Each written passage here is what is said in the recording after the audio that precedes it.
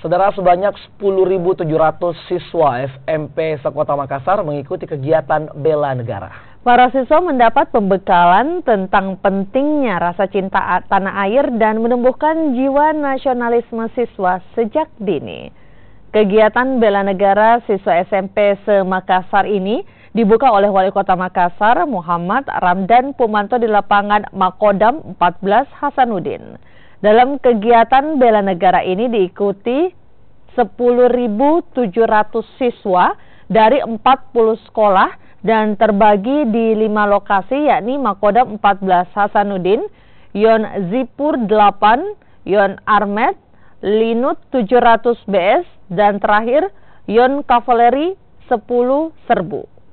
Kegiatan ini merupakan pengganti masa orientasi siswa serta pembekalan tentang nilai-nilai Pancasila dan bahaya narkoba hingga bela negara.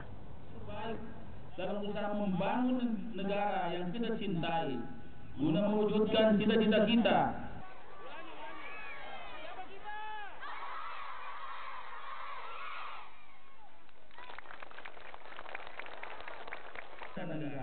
Sekian dan terima kasih. Ya, tentunya